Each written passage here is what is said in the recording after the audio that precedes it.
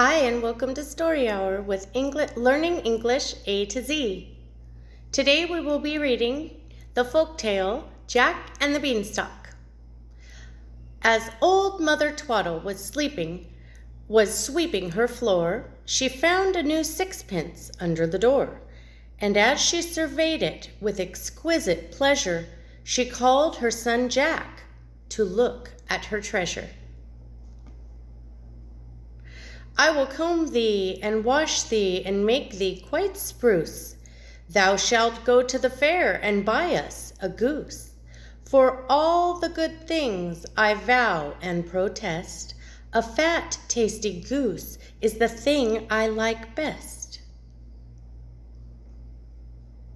When old Mother Twaddle had sent Jack to the fair, she hastened with onions and sage to prepare a savory stuffing for the delicate treat, and thought with what glee of the tidbits she'd eat.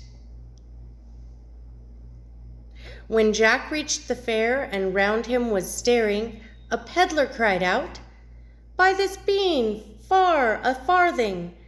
It possesses such virtues that sure as a gun, tomorrow it will grow near as high as the sun." Jack bought it for sixpence, then went to his mother, who at sight of the bean made a terrible pother. She gave him a scolding and slapped both his hands for having presumed not to mind her commands.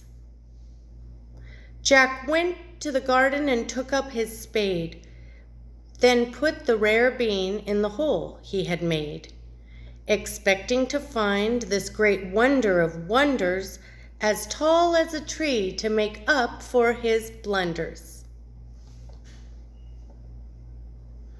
Next morning Jack rose to view the large bean, when to his surprise and the top was not seen. It made a long ladder as strong as a rope, and Jack soon climbed on high, full of joy and hope. He knocked at the door of a very grand palace. A damsel came to it with a cap all of lace,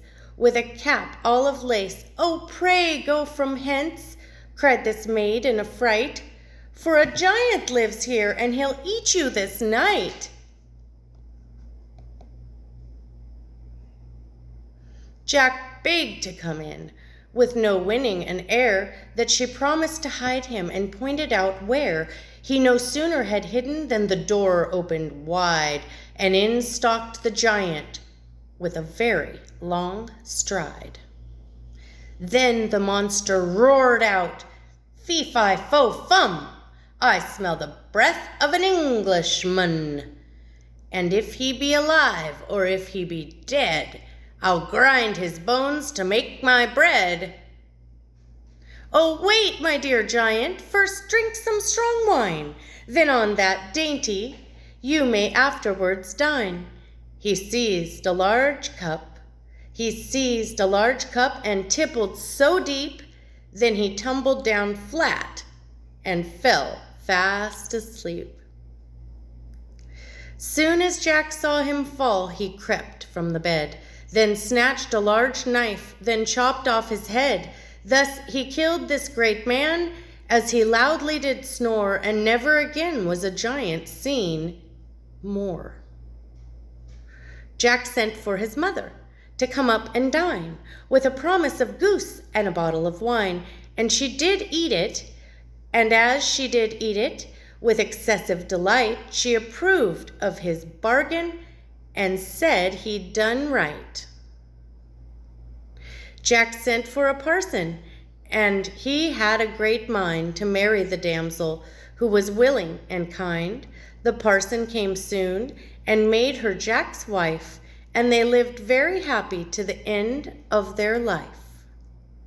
Here Jack and his wife and his mother are seen, all dancing a jig round the wonderful bean. The end.